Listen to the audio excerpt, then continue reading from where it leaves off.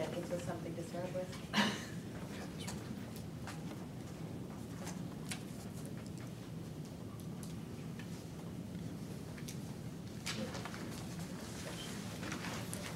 I do have one more, I forgot, I apologize, thought I had on that sheet.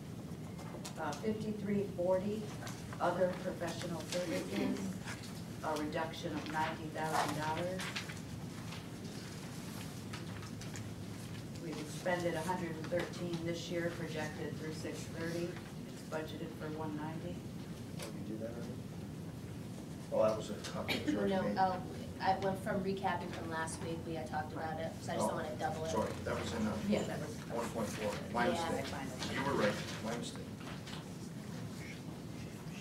So were we adding that cut? It was to our- already. That was already in last year, sorry. That's on the summary sheet.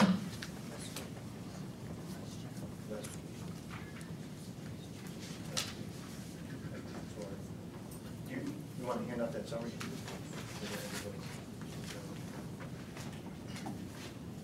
You have a total on those cuts? Well, if we move the ones from the mayor's cuts,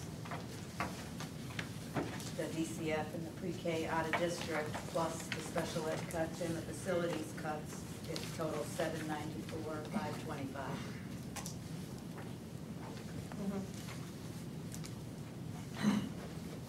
Which would bring our total budget increase down to 3.2 million, excuse me, or 4.82%.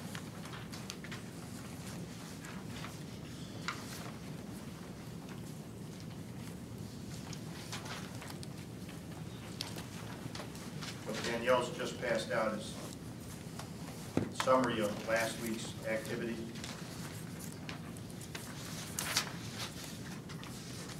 Top of the first page is the 1.4 million that we cut. Below it is the roughly 300,000 that was added back, leaving us a reduction of 1.1 million, almost 1.2, which has us at a 6.01% increase.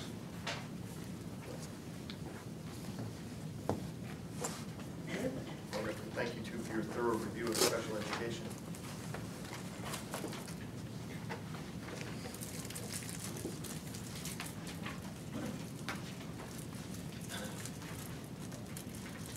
Do we have any discussion on Fiona's suggestions? Yes, please. One of them, the overtime for paras, as we're getting, as we're trying to have more in-district students, how does this affect that? I mean, it looked like, obviously, you made an increase from last year for that. Is that why you did that? Are we being too conservative? I'm not really sure. There's a couple of things that affect that. One of the things is with the new regs that haven't been approved yet, but it has to do with the inclusion of more disabled students in our sports programs, etc. Those students need a para, we need to provide it. For instance, this year we have a student who is attending another type of school who wanted to do cross country. We were asked to provide a para for that child. So those are the types of things. We've had students in the past who wanted to stay for homework center. If I need to do that and they need a para, if they have a para during the day and they want to do something after school, be it drama club, homework center, sports, whatever, we are required to provide that para. We are. Yes. Right now, that's not. That's a pending. No, that is right now. That one's right now? That's right now. We just don't have any kids. But, We don't, right now, we don't have any Yeah, we haven't spent kids. any money. We spent $2,300 back in 2008. And in lieu of trying to keep as much staff as we can in the building, having a line item that's, what was budgeted this year? 25. 25 was budgeted this year, we spent 0. So, you know, we didn't spend any last year or the year before, so. So this is really another pending. It's pending. Well, there's some in there, we just There's don't have some, anyone but, signed up it's for it. unpredictable. Right. Because I don't know how many kids will decide to stay or not, or whatever. And also, sometimes our parents ride the buses. So the way we've avoided having to pay overtime is we've jobbed their hours. Which we can continue to do. Yes, that we can continue to do. I'm very happy with these cuts that I've heard, and I appreciate and thank you both for taking such a close look and offering to support them all. Thank you. Carl? That's it. That's it. Oh, I guess natural gas and electricity, is that an actual number of savings that we can project, or are we just sort of? No, if we go back, if you go to page 10 of the regular budget.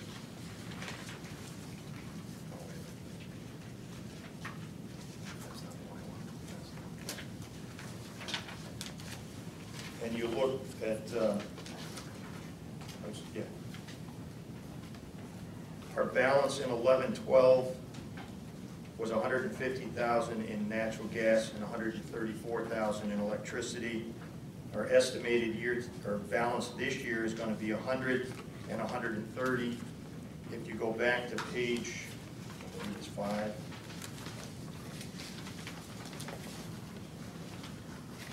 Yeah, 4 at the bottom. You know, we had a balance of 50,000 in 9-10. We had a balance of 105,000. So there seems to be a fairly stable surplus based on efficiency of new equipment coming online. So we just felt that maybe that's a little conservative, and that if we're going to tighten, maybe we tighten there. Phenomenal job, I don't know. Seriously. Yeah. Okay. Paul, do you make comments? You don't make Part2. Dan? I agree with all the cuts to special ed. The only thing, again, I'd like to see is, if we're gonna save the money from utilities, I'd rather see that put back into the buildings to continue to reduce the amount of energy consumed. Assuming going forward, things are continuing to get tight. Okay. Will you support the cuts? Yes. Okay. Andrew? I find it disturbing that as of tonight, we're going to look at these numbers and say we're going to cut $25,000 out of a $25,000 request. It's like, what happened? Who prepared this for the board as an administrator who can't substantiate these numbers? I thought we did zero-based budgeting, and to think that you could just come in. I obviously like having cuts, but I just don't understand how this budget process got this far. And then lay people can say these numbers make sense when we pay a professional administrator to give us sound numbers, and every dollar should be able to be substantiated by that administrator. I mean, that's disturbing. And I'm not saying that, Right. I'm not making any value judgment by the board or the administrator. It's just disturbing that I thought this process started with the budget committee, and that was supposed to be vented throughout the budget committee. That's what they were supposed to be doing, is to look at these numbers carefully. And like I said, if the administration says, yeah, all these cuts, we can justify these cuts, then I question the administration. And if they say we have substantive reasons why we want to keep all of these funds in each one of these accounts, then I think now's the time to speak up and give us your rationale for why you put these numbers down. Well, Ellen has a response. First of all, I mean, we get the budget in stages. The detail of the special education budget was just provided to us. I believe it was that last month. So we haven't had this information since February. And that's on you, though. I mean, that's on the budget committee. I mean, you guys, that's why you have this little subcommittee group asking these types of questions. Where are these numbers back in January, back in February? And I'm not, again, I know how this whole system works. It's complicated and it's complex, and What we did in changing the way they do it is, for the first time, we've asked them to go back 8 years. Okay. So In the past, we got current budget and proposed budget, which is what everybody was given. And if you take the item of the 25,000, in the current budget, there's 25,000 in this year's budget. Right, so And in next year's budget, they held it flat at 25,000. By getting this 8-year projection, you can see that there's limited use in that line item, but there's the potential for a lot of use. If we get 2 special ed children that decide to go out for sports next year, we could end up at 25,000 in this item. The rationale behind the cuts at this point is there's no, and when Ryan spoke to us, he asked us to look at 5 years and do our best to lean this budget out. So if you take that particular line item and you go back 5 years, it hasn't been used. So when using that rationale, you have 2 ways of budgeting. You can either budget for your worst case scenario so that you're not going to the city and asking for money and you're covered, or you can budget at absolute bare bones, which in doing this, we're going to take all of the flexibility out of the special education budget. And this is what we're being asked by city council and the mayor to do, because they want us to strip it as low as we can for the taxpayers of Torrington, who are, as you put in many meetings, very stressed. So the potential for that item is there. However, the history doesn't show it. So we, as a group of non-educators, are making a business decision of, if you haven't used it in 5 years, we'll take our, we'll roll the dice on that one. So that's, I mean. And I think the buildings have always operated this way. In special education, as everybody knows, has always been this thing that no one talks about. And it can't just be status quo, just because it's special education. Everyone else has taken hits, they've taken cuts year after year. I think the administration this year, we got the information. In the past, no one's ever given up any information about special ed for us to even actually be able to look at the special education numbers.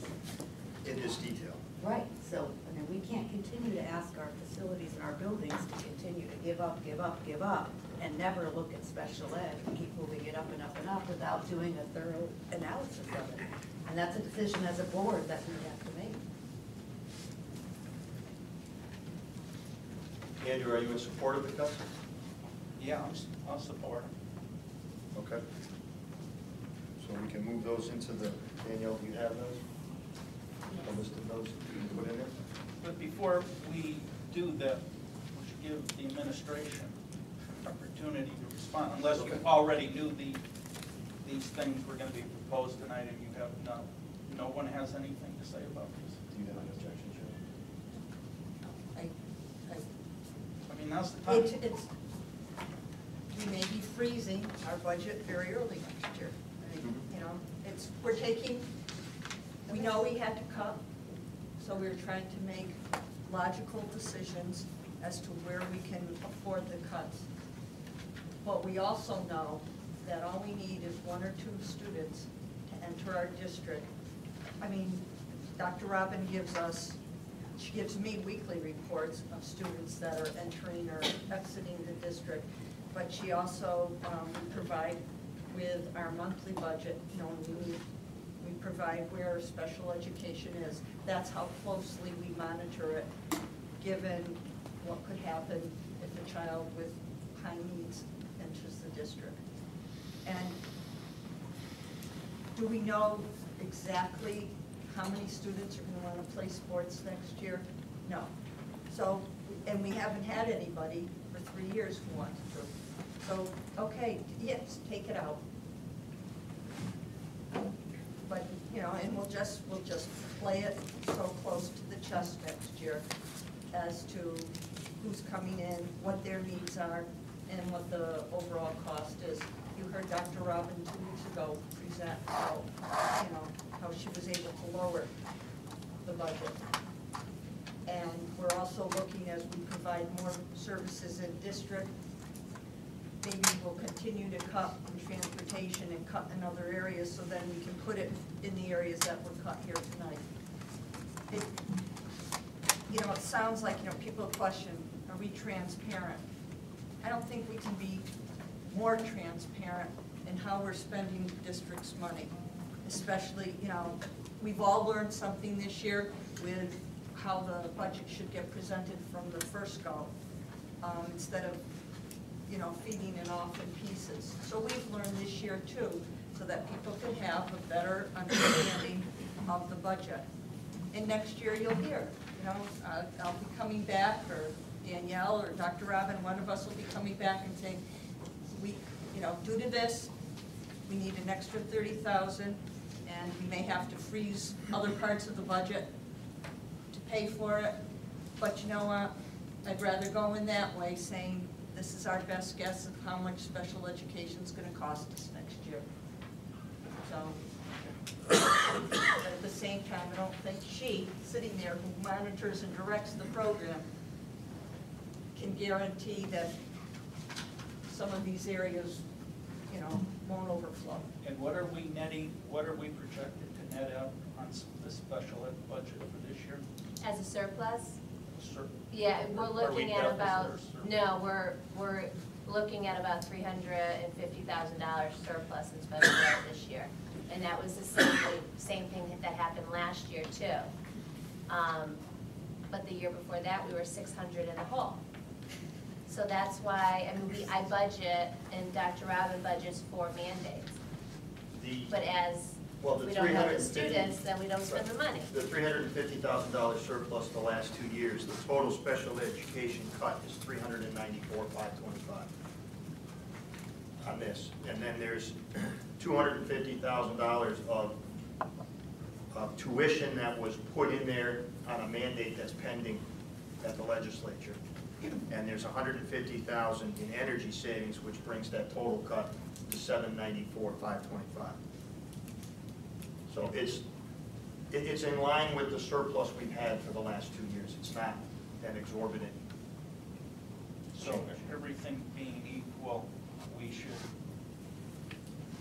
stay on the same path that the last 2 years surplus would project out to be. What type of surplus for next year? We had the same. Won't be, Nothing. nothing. Anything. We're gonna use up that entire, Well, because the average of the last 2 years surplus, we Was will have 360. taken that totally out. Yeah, they had 360 each of the last 2 years. We're taking 390 out. So that's gonna leave them like a minus 30,000 to tighten their belt a little bit. That was where we looked at things like postage and binding, and there was some transportation surplus in there. So, I mean, that's kind of amazing if you think about it, that with expenses everywhere going up, we're actually going to be, on average, $40,000 less than the last 2 years surpluses. Provided no kids come in With- between now and June. well, that's with the efforts that they've done to bring kids in district and lower our out-of-district costs. That's been able, by that movement, they've been able to offset the increases in tuition.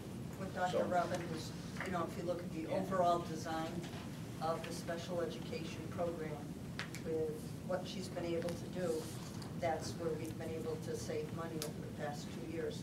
And we'll be relying on her to do And the we're same, keeping our fingers, yeah. because we're gonna need it to cover any unforeseen things. We're gonna need to be creative going forward. What you asked for, I believe it was fairy tale dreams at the end of last meeting. You got it. What's yours? We're good here. Okay. You asked for an insurance summary. You have that, correct? Mr. Traub, are we going to make a motion on the special ed cuts later, or There's only one motion on the overall budget. one? That Okay, is- We're just in deliberation at this point. thank you. So,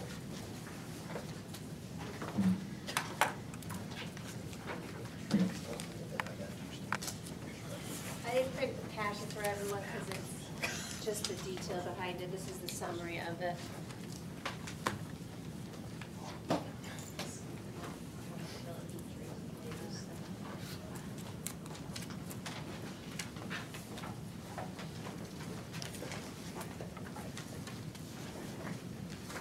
You have the revenue piece. Andrew, this is the 5-year revenue piece that you asked for.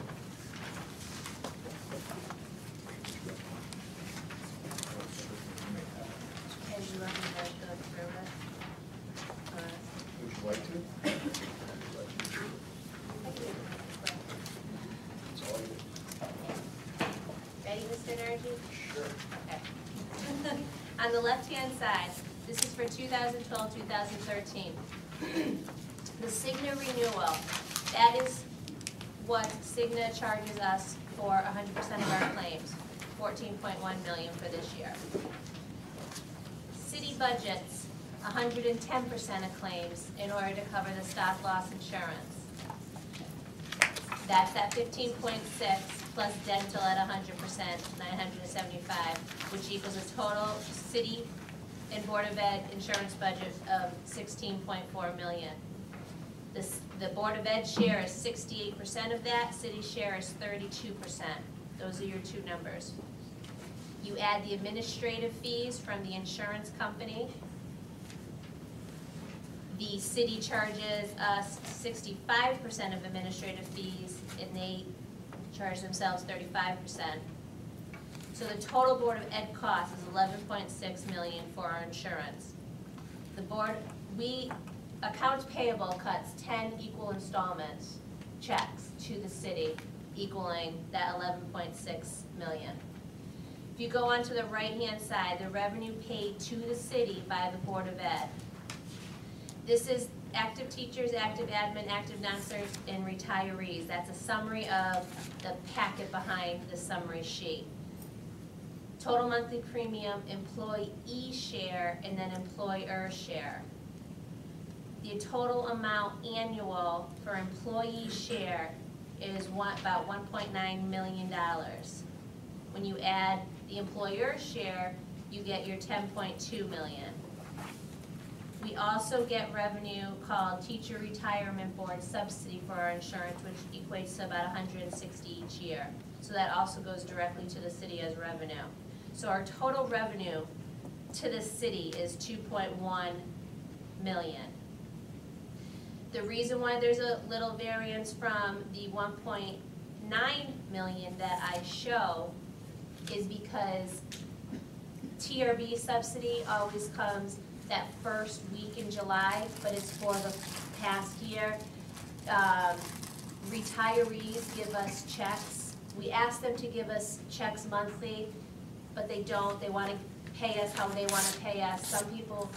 Some people pay for 3 years of insurance in one lump, and then we have to keep track of how much money. And it's all over the place, so we do not get monthly checks from retirees. So that's why there's that variance in there. And then if you go on the bottom, the difference between the total Board of Ed cost versus what I'm saying on the right-hand side of is what we pay is about 1.2 million difference. And that 1.2 million is because we cannot charge employees the administrative fee and the extra 10% of the 68%. So that's where the additional money comes in that the Board of Ed has to pay. And again, there's a variance to that of about 170 because we are self-insured. So the rates that we get from the insurance company in order to charge our employees are called allocation rates. It's the best guesstimate by the insurance company of where we'll end up at year end. So in my opinion, a variance of about 170,000 is a really good allocation rate by the insurance company of where we're going to end up at year end when they're projecting it a year in the past. It's not even 1%. Right. The task behind that, Andrew, is you had asked, that's every possible plan with a monthly rate. And if you, by employee, you thumb through them, like we said, when you say that you were asking what the monthly charge is, if you just look at the first page, there's 1, 2, 3, 4, 5, 6, 7. There's 9 different plans just on the first page, and those are all for teachers. So you can't just take the lump sum insurance and divide it by the number of employees. It just doesn't pay out.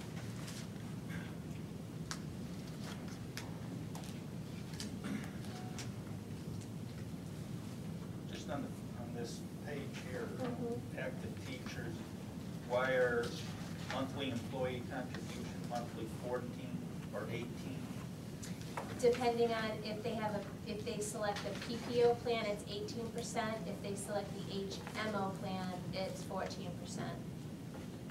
And that's contractual. So at the end of the day, did you prepare that net number for a 5-year period, which was, after you look at all the expenses, after you look at all the revenue, what was the net every year for say the last 5 years, last 3 years? I did not get it from the city yet. I've been trying and I haven't gotten that yet.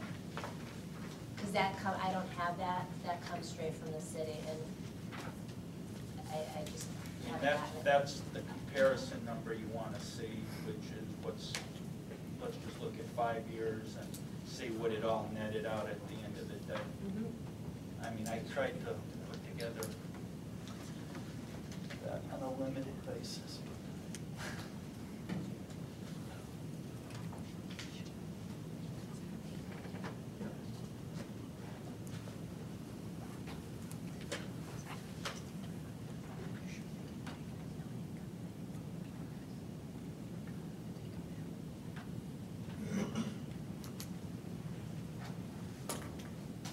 Sorry, Andrew, what was your question?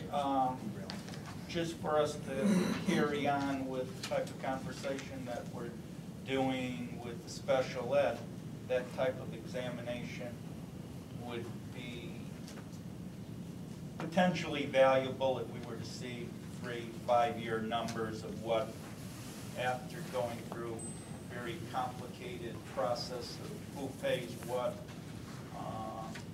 and seeing what administrative fees and all of the fees, and then the revenue that comes from the state, which comes from retirees, which comes from current employees, how we net out. Mm-hmm.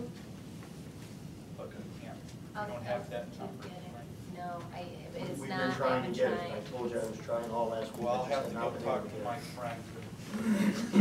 If you were in there on Friday, you should have gotten it. You were there. It's tough to get this information. I know, I've been trying, but, you know. Deb, did these go past you? They went out there? We're gonna have to ask for these back, please. There's information in there that should not be given out. Anyone that has the packet, if you only have the summary, you're fine. We just have the summary. Yeah, they just have the summary. Okay. Yes. Where and how is the broker fee paid? Where is that reflected? That is not reflected here. That is reflected in the bill that I received from the city. And what I'm told is that it comes from the city directly. We don't pay any. The Port of Ed has not yet been charged any broker fee. And it's $55,000. You can keep the top sheet, passing the other ones back. Keep your summary sheet, but we gotta get the name section back. I think they There's use the information in insurance there that money has to be and they just redacted. pay it. And they don't actually bill us for that part. Why do you want this? Because there's something in There's there that one you line shouldn't that see. has a. There's a name personal that information is- in there that should not have been distributed. So if you could tear off the top sheet, we'll get it corrected and sent back. I sent, I keep this, You keep the top sheet, tear that off, and that's gotta you'll come back. then give it We will back. get it back to you when the right information is. Everybody passed theirs. It went behind yes. you. Thank you. Sorry about that. We'll get a corrected copy. What, in talking to the city people, when we make our presentation, what's important to make the presentation about is, with everything, but insurance as well, which is how the revenue goes along with the expense, so that if our revenue isn't keeping up with the rate of increase in the insurance account, then we need to tell the Board of Finance that's the case. And so that they realize that our insurance expenses, as they go up, we're not getting the same portion of revenue. But Because the remember when I revenue- asked you, remember when we did this a year ago and I said, why are you reducing the teachers and all the other, I assume it was just the teachers, that their copay went from 18 to 17? That's correct. And I said, why are we going in that direction? We should be going in the other direction. And then you said, well, it doesn't really matter to us because that's just gonna be revenue that the city's gonna get. But they take into consideration, when you make your arguments, that the revenue is decreasing for them. They wanna see the net. But what we did was we got a movement on the copay from the employee, which financially way outweighed the 1% change. And I'm not arguing. Well, I'm just saying, that, I'm answering your question. You asked why that went down, but we were able to get from a $15 copay to a $35 copay. And if you took the average usage of that copay difference was much more substantial than the 1% of the insurance. So what that does is reduce the overall city's insurance cost, because whatever the employee doesn't pay, the city pays, which they then bill us. Then that copay should be reflected in revenue, right? No, because they don't pay it to us, they pay it to No, them. no. Yeah, it's revenue, No, it's just- revenue to this plan, yes. It just decreases our cost. All we have is our cost, what the doctor bills us. Okay, you're The saying, employee pays the doctor a portion, we pay the doctor a portion. We don't account for the employee's portion anyway. so when a person goes to this visit and it's $100 visit, let's say, now that $100 expense is reduced by the $45 that the teacher's copay on that office visit was? Yes. And then it goes to the city. The city only gets the city portion. So what we have in our insurance plan is just our obligation for insurance. Yeah, but We can't count that as revenue because it never passes through the city. the teacher pays the 45 directly to the doctor? Yes. They provide it to the Oh, okay. caregiver. Yeah, we increased our co-pays, we changed our Right. rates. And by increasing our co-pays, so the teacher will now pay more to the doctor, that in turn is supposed to lower our overall cost, which we will see in our rates. It's not revenue to us, the rates will be lower. Instead of a 10% increase, maybe an 8% increase. So the doctor's gonna send out 2 bills? One Well, to the city? You generally or- pay your copay when you're at the doctor. You generally Right, pay it right there at the window. but it doesn't mean that they're, but that's one person paying, yeah, you're right, I mean, Yeah. insurance company's gonna be directly billed the 65, but Right. they're gonna state that their bill was 100, and they got 45 from the teacher. So it's not revenue Correct. to us or to the city. because they're gonna- Correct, it's the payment to the doctor for services rendered. So then we should actually see actual expenses being substantially reduced. That's the plan. And do we see that when we look at the number? We haven't started that plan yet. It doesn't kick into effect until July 1st of 13. How does any of this affect what we're talking about tonight? As far as the cuts we're addressing tonight, it doesn't. It's just the closing of a conversation that began during this discussion. All right, does anyone else have any proposed cuts to the budget since last week? Mr. Chair, Yes? I would say on the actual budget report, I would still like to see us take money out of the substitute teacher line.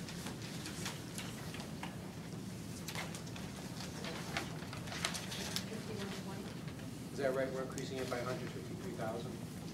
my understanding, is that right? That's because this year we ran out of our substitute money by December. Yeah, I We know, expended everything we had. I know.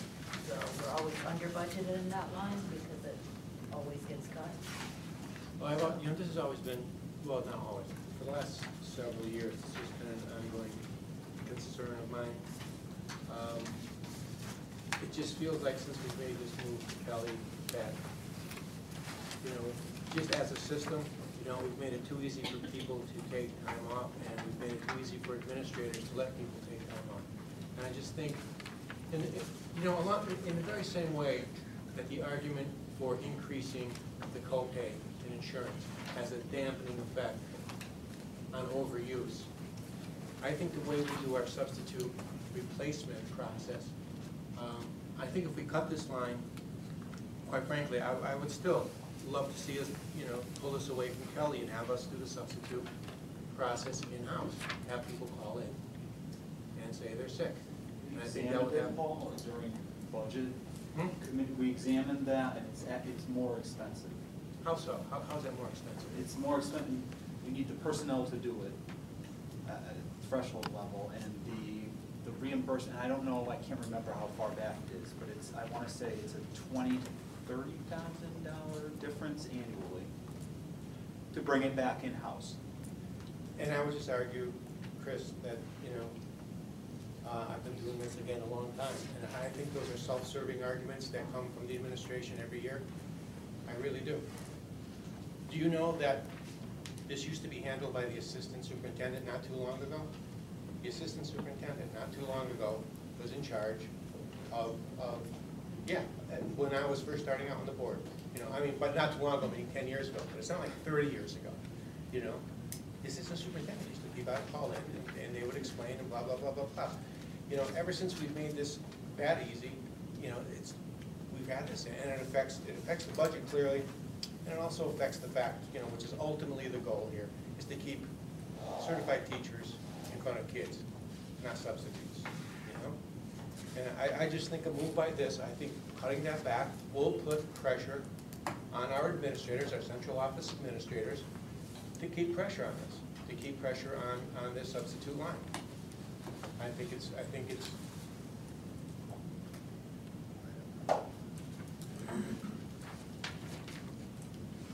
So you want me to start? Not you, What's that? not the superintendent.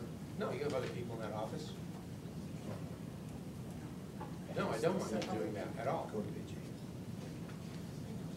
Just get a little phrasing for So efficiency. we have the substitute teachers and we have the substitute parents. Now, the substitute teachers line item estimated year-to-date is going to be $74,000 in the red. The substitute paraprofessional line item is going to be $117,000 in the red, projected at this point. Right. We have 172,000 increase in the teachers, and we have 153,000 increase in the paras. Part of that increase is salary. Cost increase, but which one do you want to see cut, and what is your proposal? I would like to see 7,000 taken out of the substitute teacher line. Again, my feeling is this. Well, I'm sorry, I was reading the wrong line. I'm sorry, Paul, I apologize. It's 116,000 short on the teachers, and the paras is 30,000 short. They had, To make the Oh. clarification, Yeah, go ahead. just so everyone's understanding. What you just I read said, the totals instead of the. what Paul's talking about Yeah. is the substitute service teacher, subservice para, on 9 of 12, page 9 of 12. I thought that was a little low. That's what Kelly Services do. The other one is we're never gonna change because it's law. It's your family medical leaves, it's your pregnancies, No. it's your we're not gonna, that is a real cost, and that's what we increased. So on page 8, Page 8 of what? 8 of 12, the small handout you were given tonight, which is the summary of the overall budget. Right, page 8 of 12, that's long-term. That's our family medical long, leave yeah, act, okay. or if someone's out. All right, so On page 9 is the Kelly Services one at the top of the page, Right, where we're 20,000 estimated to be in the red. yes. Sorry. 5341 and 5342. Yes. 45 for Paris. What's that? 45,000 in the hole for Paris. Yes, 45,000 for Paris, 20,000 for teachers. Okay. What is the projected increase in that budget line then?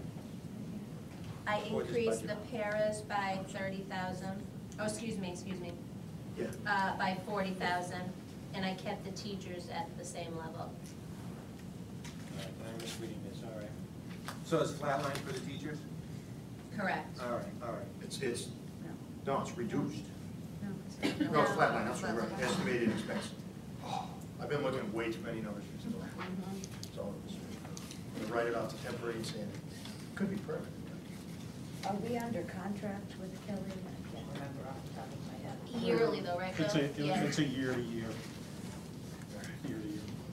So when 2 would years we ago, be- we locked in for a lower rate. But that was the only time. So when It's would we typically be a year.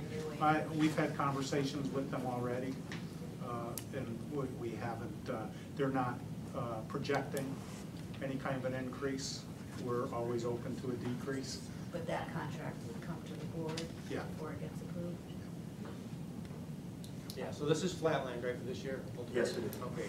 Yes, And I withdraw 416. that motion, but I would like to see, going forward, that the discussion on continuing with Kelly come before the board for discussion. Again, Okay. we just can't keep saying that these numbers can keep going up and up and up and up, and there's nothing to be done. I think the board has got to find strategies for dealing with these kinds of issues, like, you know, we just do. Okay. We can make that So, May. that was my concern, but if it's flatlined, then I was Yes, just sir. reading this. You look, at the end of the day, you look at salaries, 11, 12 to what we're going to project for next year. It's a 13% increase over 2 years on salaries. How do you get 13%? Who's salary? What's the line item number? Page 3 of the budget book was looking at, the actual These are budget the book. general numbers. Oh, hold on.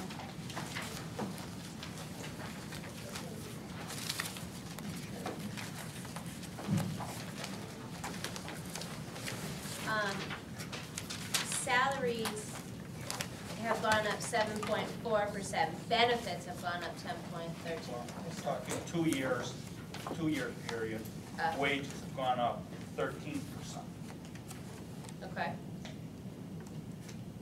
You're I asking thought, why? what's that? I was asking, are you asking why? Well, we negotiated a contract, teachers, what, said they got what, 1.5%? 1.5%. So how do you get a 1.5% increase in teachers' salaries, and yet you see wages going up 13%? Because you have teachers moving a step. Okay, step, You have additional people in the district that weren't there the year before.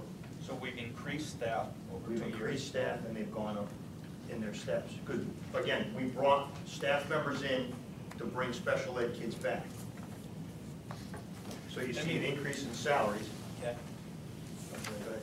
Go ahead. No, I'm Well, listening. I'm just saying, you get an Yeah. increase by the number of people, and you also have, you know, the teacher gets a 1.5% gross wage increase, but they also go up a step.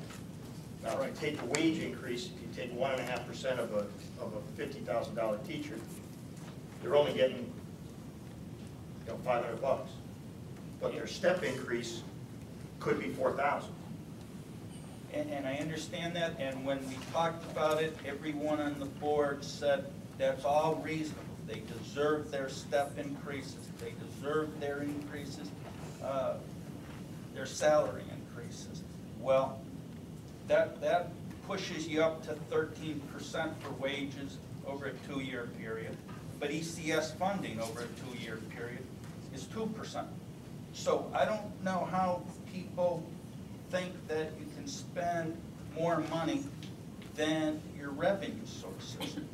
Now, Of course, we always have that great general revenue source, which is the property taxpayers of the city of Torrington. But when you look at these numbers, how can you justify group insurance increase, revenue increased 4% in 2 years, but the benefit line increased by 11%? I don't understand how those numbers work. I mean, why would the group insurance not have increased 11% if the expenditure side was 11%? I don't understand this type of math or this type of. Our insurance, we're I self-insured. understand. We But went up 0 we're self-insured, and then right? 13%. What's that? We went up 0%. Right. And then 13%. Right, but So it if should, you but the take away revenue 2 should be years. reflected in the proportionately Which by, revenue? what, by the, Which revenue? we're talking about the health insurance, the benefits. So you have, over a 2-year period, you have an 11% increase in expenditure year, for 2-year period on the benefit side. But when you look at the actual revenue from teachers and retirees, it's only 4%. Correct. That's contractual though. It's contractual. It's the employee's share of the premium. Well, the premium should have gone up by 11%. So your copay should have gone up as well. Our 10.13% increase is projected for next year. The insurance I gave you is actual this year. You're not gonna see the increase until next year. Well, we're looking at, I'm doing a 2-year analysis, going 11, 12 to what we're going to want to vote on for next year. And over 2 years, that goes up 11%. But when you look at the revenue side of it, you're only getting a 4% increase. Because we decreased 2 bargaining units copays, or employee share, by 1%. Right. So that's a good chunk of money if it's $1 million, you know, cut it Yeah. 1%. So we're losing 1% off our revenue that way. But Why doesn't the Look, cost? at the end of the day, I'm never gonna win this argument with you people, because I'm only looking at the numbers and you keep coming up with explanations that defy the numbers. I mean, we're looking at the bottom line here. And you have, like I say, I mean, what more can I say? You have 11% over a 2-year period on the expense side for benefits, but you only have 4% increase on the revenue side. I don't understand, it should be 11 and 11. If you had an 11% increase in expenditures. No, it's not, because it's not, and I get, Well, in a perfect world, yeah, it should be, but it doesn't work that way. First of all, our employees are paying less by 1% next year. So right off the bat, it's gonna be less. The TRB subsidy that we receive does not go up or down, it's a flat $110 for employee and $110 for spouse, monthly. That's a flat fee that does not increase, so that's never gonna increase, so that's gonna stay the same. And the third one is part of our contractual obligations for non-certified staff is the employer pays 100% for their insurance. So when that goes up 11%, the employer sees the 11% increase. It's not on the employee. What group, bargaining group? Our non-certifieds for the high option, which is in the packet. So it's never gonna be a match, 11% increase here, so it's 11% increase in revenue, because we don't increase our revenue by that much. Contractually, and the state doesn't give us that much. Isn't that what we're supposed to be doing when we do this contract negotiation, make sure that? If the But that's not unions a would debate agree we to can a change right now. 15% The contracts were increase. negotiated But at the end. and voted on by the board and approved. So you voted on them, everyone here voted on You them. told me something. What's that? You told me something that we were going to see this to be beneficial to the entire budget process.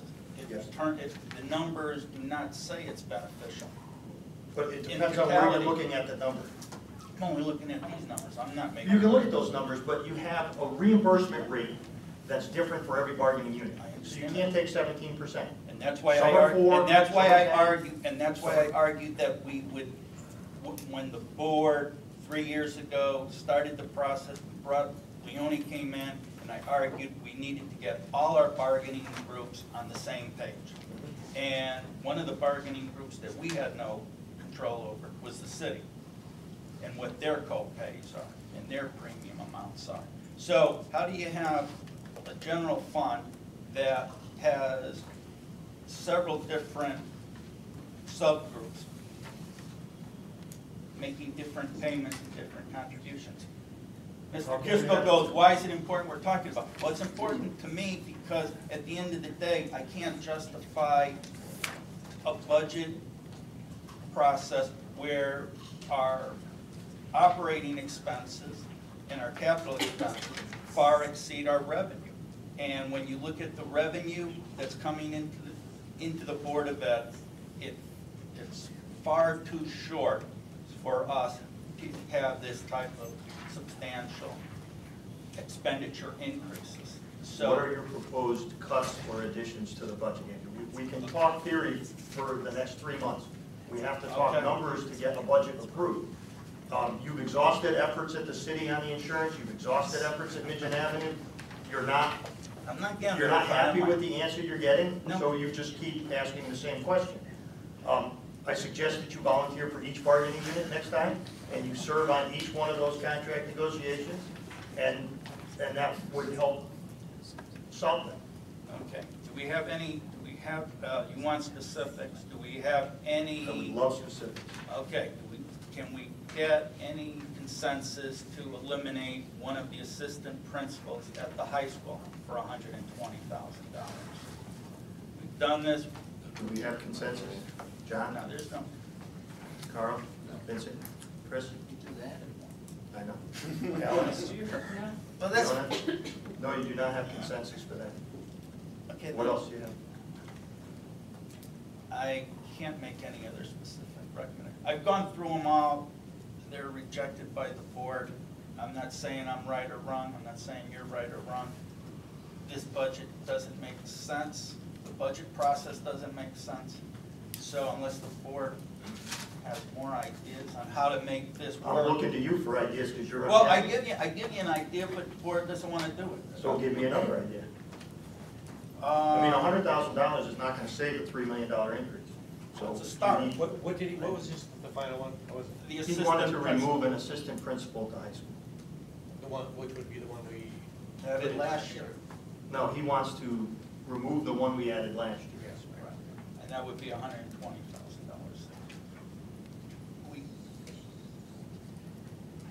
What did you say? 120, No, it's 116.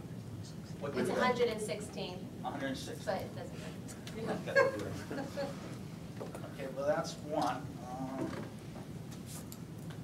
Let me think a little longer, go You ahead. had all weekend, Andrew. I mean, I we've been had all going these meeting to today. meeting, and you made the comment of fairy tale dreams of why we needed to extend this. Are we? We gave you the do we extension, still and you're have- not coming up with Do we anything. still have the CNA program in the No. budget? Not in the budget, okay, so that's not. If you read your summary sheet, I that was just see our handed to you. summary sheet. It's almost clarified. Yeah, I'd like to talk about that for a minute too. What's that? This budget here is the proposed budget from Ms. Clacko. It does not include any of the cuts the board made last week or this week. That's on the summary sheet, which I think you guys, I need extra copies. yeah, the summary sheet talks about Kensington Board of Ed's working budget. Yeah. So you have to take this and then take these away. Yes. Yeah, plus what was proposed tonight.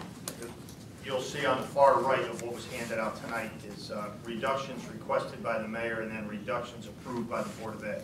So we're going to officially approve reductions, and then we'll have a bottom line. Okay. we added back one guidance counselor at the Torrington High School. Yes. Okay, so there, I say we should reconsider that. Do we have any consensus to reconsider eliminating that so as to reduce our budget by 50,000? We've already, I mean, Andrew, with all due respect, we have already discussed this. I mean, that there's Okay, something else. then there's really no more discussion tonight. Well, there could be. I mean, Well, these I two have- brought forward $700,000 worth of cuts. So you could have brought forward cuts, which was the whole purpose for extending the process another week. Mr. Kevin. The CNA program. The discussion, as I recall, was that this was gonna cost $70,000, and we were gonna discuss tonight whether or not we could find, balance that out by possible staff reductions at the high school and other areas. And I think that's a discussion we should have. I think the CNA program is an important program. Well, I think where we had left that, Paul, was that if, we left it as not an addition to the budget, but if the administration could review classes and teacher usage to see if they could fit it in, then we would, they could always add it. If they went through their curriculum and they found courses that they could live without to add that program. I thought that we were gonna do that tonight. The board, I thought that was that's an what this administrative handout was. decision. I thought that's what this handout was.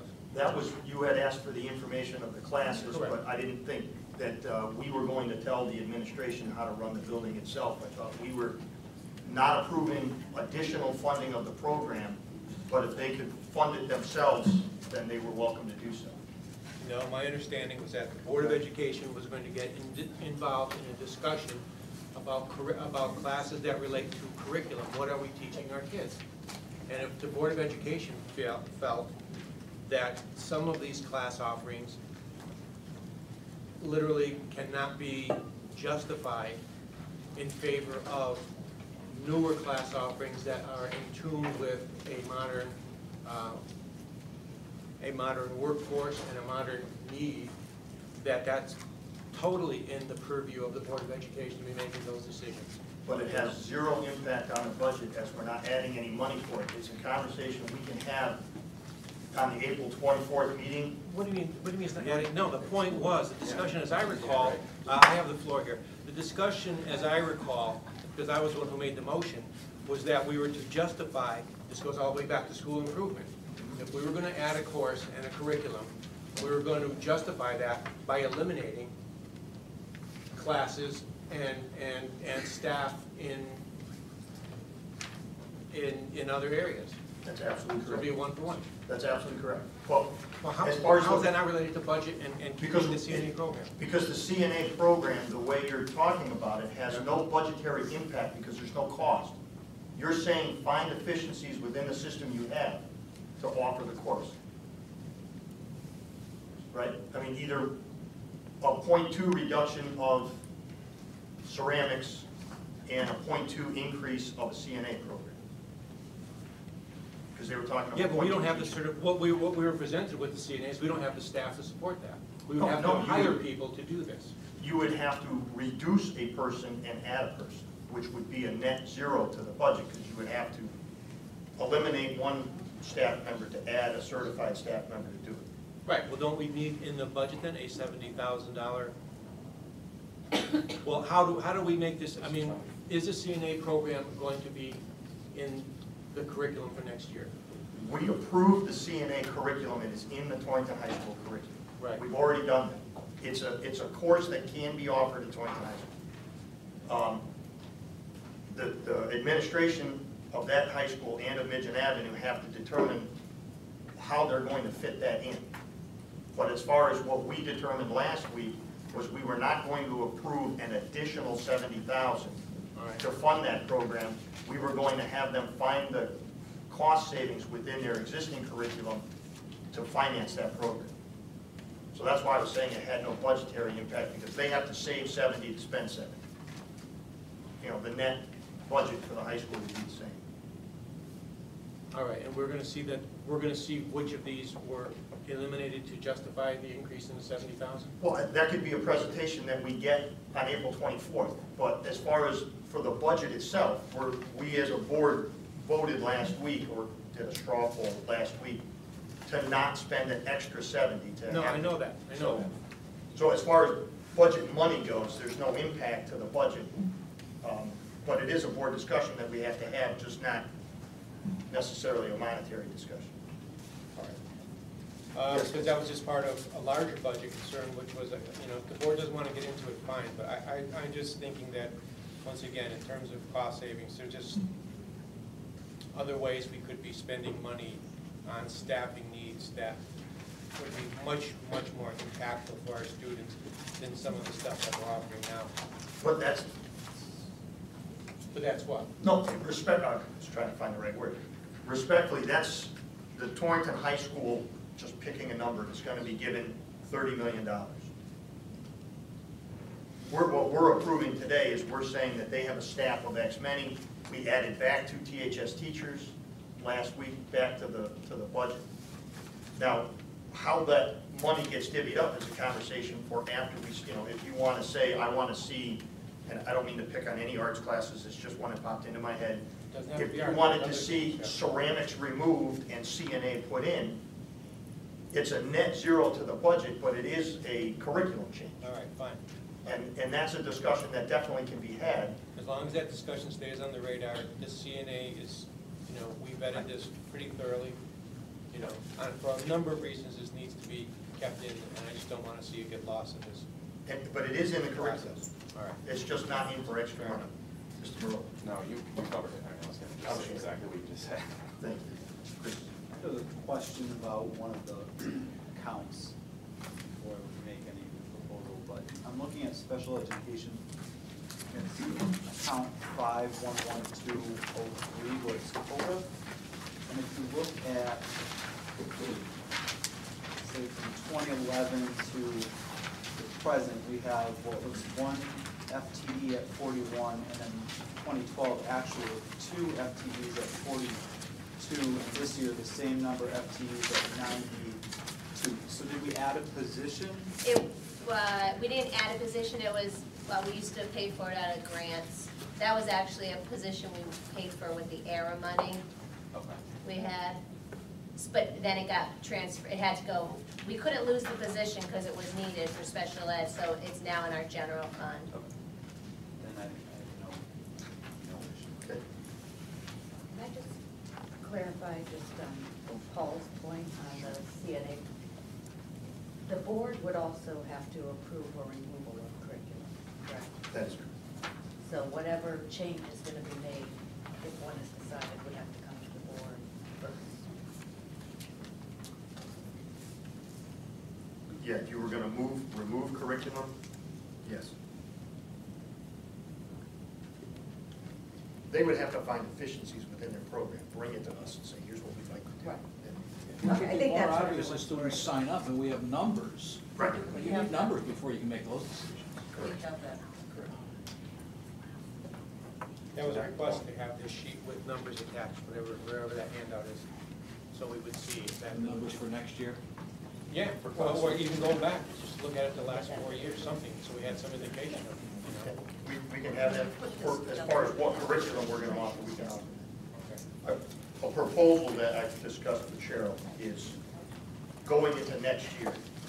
Curriculum used to be proposed in September, October, November, so it could be taken into the budget. Unfortunately, the CNA program didn't get to the administration until February, and it kind of got shoved into the budget midway through it, so it's not, there really wasn't the time to look at what you're asking to do. Where can we make reductions to make increases to, so I've asked them to focus more on June, July, August, getting us information so that in October, November, December, we can make, you know, staffing decisions prior to the budget, because it's, you know, we're making a staffing decision after we do a budget. It's kind of that. Absolutely. I just, with the minimum staffing necessary, we just wanted you to be able to see the courses that students need to earn their 22 credits and what we currently, you know, what they need to have to graduate. This, the THS course review, are all the courses that are currently offered at Torrington High School. Not every semester, but in order for students to get these 22 credits, these are the courses that we have students participating in. What we'll do for the 24th is show you how many students are signed up for these current courses. Per class can we have two? I'd like to know how many students are in each and every Or single if they're class. offered more than one. Yeah. So, yep, we can do how many sections and students in the sections. Knowing that with the core courses, you have to have multiple sections. Yeah, yeah. Could we also get how many kids could not get the course due to conflict, schedule conflicts, just to get a better idea? Not until after schedules are running and they haven't been run. We can provide requests by the end of April, but we won't be able to provide conflicts. I mean, looking at just this year's, Oh, for what happened in 12-13? yeah, just to get an idea. Talking about just in terms of going forward with this conversation, is that what we're talking about? Well, it's important to me if 18 kids were in UConn, whatever, Yeah. but 40 wanted to be, but only 18 were able to actually get it. I think that's important information for us to have. Yeah, and really, if we're gonna do this, I mean, this is, you know, we also need to know, did some kids sign up for these? We need to know if the kids signed up for this class because there was nothing else offered, you know? And that's harder to figure out why, but the conversation, to me, the ultimate decision on the board, the ultimate consideration should be how many kids are signing up. If we offered chocolatiering, I'm sure we would get a great deal of interest in that, okay? But, you know, yeah, but, so what I'm saying is, you know, I just think if you, again, I think it's our responsibility to really look at what's being offered and how we want to spend that money. In terms of core curriculum, I'd much rather, I mean, I look at this stuff and I just get really frustrated. We're cutting so much, I mean, I'd rather see more just basic math and, you know, teaching some of having more kids in really small environments who really can't write. You know, by sophomore year, junior year, they still can't write, we know this, they still can't do basic math. I'd rather invest in that than some of this stuff, because at the end of the day, kids, it's pathetically true, kids have to be able to, at graduation, be able to write coherent sentences and paragraphs and read and do basic math. And we have just such, never mind, I've said my point. So we'll go forward with this conversation, thank you. I just want to make clear, so how many sections, the students per section, and how many students for the 2012-13 had conflicts with getting the courses they want? Yeah. And all of that depends on Power School, sorry, Freudian slip. Power School coming up with a master schedule. But sometimes we haven't had that when school opened, right? No, we always have. Well, Yeah. not literally when school opened, but we've been into August without Oh. a master schedule, right? And this time we're gonna have it in April. We're pushing, Yeah, you it's know. not gonna happen, but I'll be interested in seeing it. I mean, yeah, I hope Yeah. it does, but I don't think so. And to Paul's point about asking kids if they took a course only because it's the only one that was available or whatever, you can interview, because it's a finite number of kids. You can call those kids down to guidance and just say, hey, or, you know, have the guidance counselor go catch them at the end of class or something. Say, hey, what- I know these people don't have a lot of time. I certainly wouldn't suggest that's the best thing they have to do. But it's an important question, because Paul's looking for vestigial courses. Yeah. And, you know, if we have courses we shouldn't be teaching because kids are taking them only because that's all they can fit in, well, you know, we don't need that course anymore. I It's an excellent point.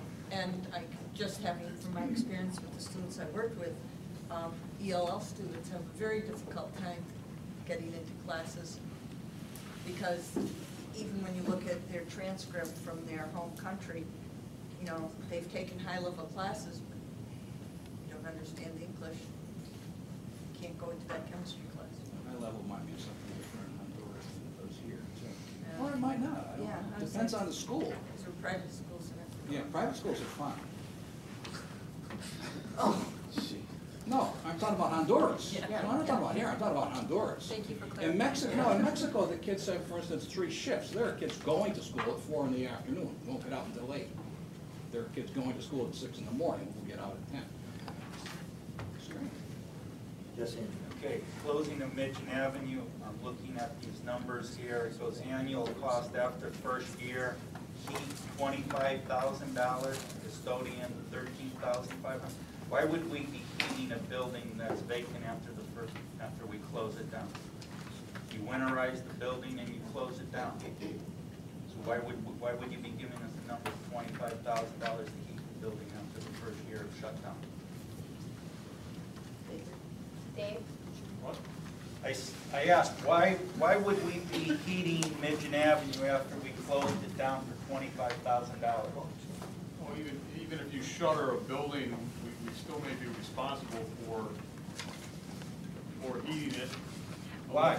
Electricity. Why would you heat it? Why would you heat a vacant building? why would you just let it fall apart? Why would it fall apart?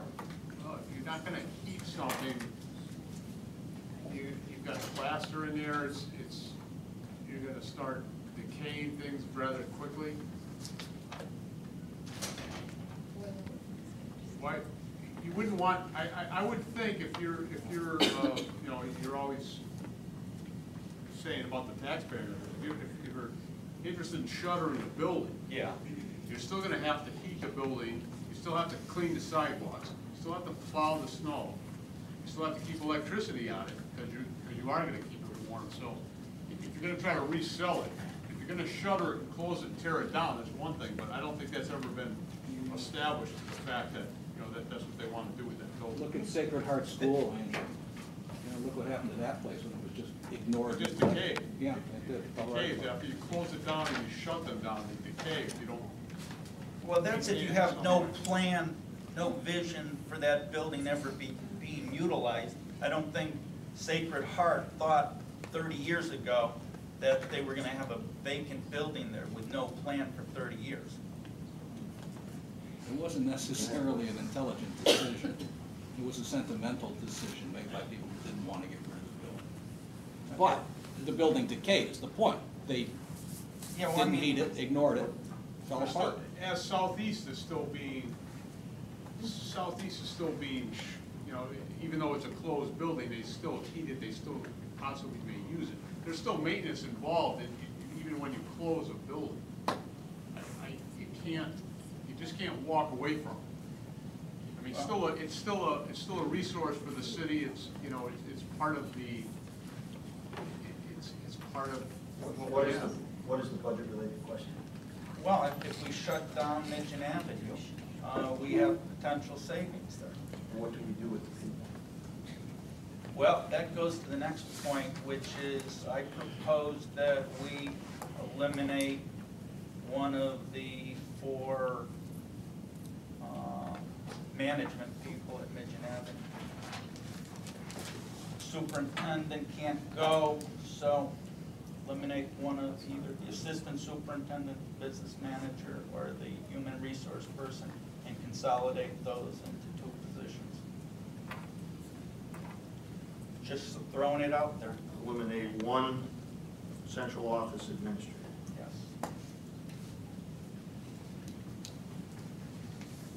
I'd support that. Okay, so now we got 1. John?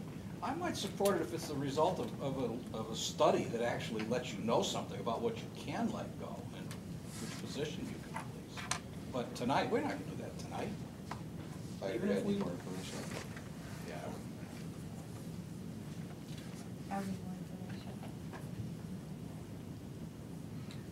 I'm with John on this. I'm open to it, but you gotta make the case, you know, and I think they should. Okay, we can get a presentation on